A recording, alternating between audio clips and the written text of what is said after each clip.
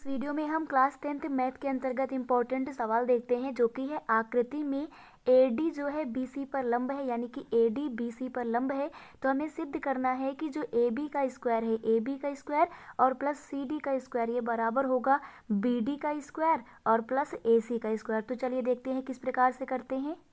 सबसे पहले फिगर में कहा गया है कि जो AD है वो BC पर लंब है मतलब कि यहाँ पर 90 डिग्री का कोण बनेगा। अगर कोई रेखा पर कोई रेखा लंब होती है तो वो 90 अंश का कोण बनाती है।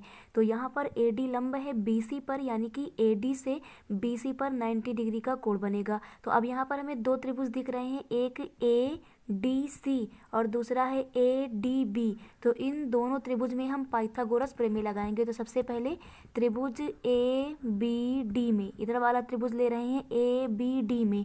तो ABD में क्या हो जाएगा, इस फिगर को थोड़ा अगर हम ध्यान से देखें तो यहाँ 90 अंश का कोण बन रहा है। 90 अंश के सामने जो कोण होता है, इसकी भुजा जो होती है उसे कर्ण बोलते हैं। तो ये हमारी कर्ण हो जाएगी। तो पाइथागोरस प्रमेय कहती है कि कर्ण का स्क्वायर बराबर लंब का स्क्वायर प्लस आधार का स्क्वायर। तो यहाँ से हो जाएगा कर्ण का स्क्वायर यानी कि AB का स्क्वायर। तो यहाँ पर हो जाएगा कर्ण का स्क्वायर यानी AB का स्क्वायर बराबर, अब इसमें से एक भुजा लंब होगी, एक आधार होगी, तो यहाँ पर हम लिख देंगे AD का स्क्वायर और प्लस BD का स्क्वायर। तो हो गया कर्ण का स्क्वायर बराबर लंब का स्क्वायर प्लस आधार का स्क्वायर। इसे समीकरण 1 मान लेंगे। अब दूसरा त्रिभुज लेंगे, दूसरा त्रिभुज है ADC। तो त्रिभुज ADC में, तो त्रिभुज ADC में क्या होगा, यहाँ भी वही सूत्र लगेगा। तो इसके हिसाब से कर्ण 90 अंश का यहाँ बन रहा है, इसके सामने वाली भुजा यानी AC हो जाएगी।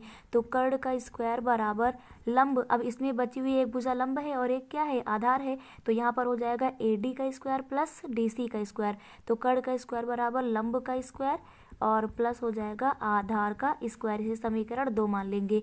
अब समीकरण 1 और 2 को ध्यान से देखना और हमें लाना क्या है, AB का स्क्वायर प्लस CD का स्क्वायर। AB का स्क्वायर यहाँ पर है और CD का स्क्वायर यहाँ पर है, यानी कि DC यहाँ पर है। तो कैसे इन दोनों में जोड़ेगा, तो जब समीकरण 1 और 2 को घटाया जाएगा तो यहाँ पर हम करेंगे क्या, समीकरण 2 में से समीकरण 1 को घटा देंगे। तो समीकरण 2 माइनस समीकरण 1, तो यहाँ से हमें मिलेगा AC का स्क्वायर, ये समीकरण 2 है, माइनस यहाँ पर पहले हम बाएं पक्ष में बाएं पक्ष को घटाएंगे। तो AC का स्क्वायर माइनस हो जाएगा AB का स्क्वायर बराबर हो जाएगा, इधर पहले लिखेंगे AD का स्क्वायर प्लस DC का स्क्वायर। ये समीकरण 2 हो गया, घटाया जाएगा इसमें समीकरण 1 को, तो दोनों में चिन्ह बदल जाएगा। तो हो जाएगा माइनस का AD का स्क्वायर और माइनस का BD का स्क्वायर। अब यहाँ पर हम पक्षांतर करेंगे। यहाँ पर हम देख रहे हैं कि AD का स्क्वायर और AD का स्क्वायर एक दूसरे से कैंसिल हो जाएगा। तो यहाँ से AD का स्क्वायर और AD का स्क्वायर कैंसिल हो गया। अब यहाँ प्रूफ में हमें देखना है कि AC के साथ में हमें BD लाना था। तो AC यहाँ पर है, इसके साथ में हमें क्या लाना है, BD यहाँ पर है, इसको इधर लेके आएंगे और ये जो एक्स्ट्रा AB है इसको उधर ले जाएंगे। तो यहाँ से हमें मिल जाएगा AC का स्क्वायर और ये माइनस का है, इधर आएगा तो प्लस का हो जाएगा BD का स्क्वायर इज इक्वल टू यहाँ पर बचा है DC का स्क्वायर और प्लस ये उधर जाएगा AB जो माइनस में उधर जाएगा तो हो जाएगा प्लस का AB का स्क्वायर। तो यही हमें प्रूफ करना था, इस प्रकार से ये हमारा प्रूफ हो जाता है।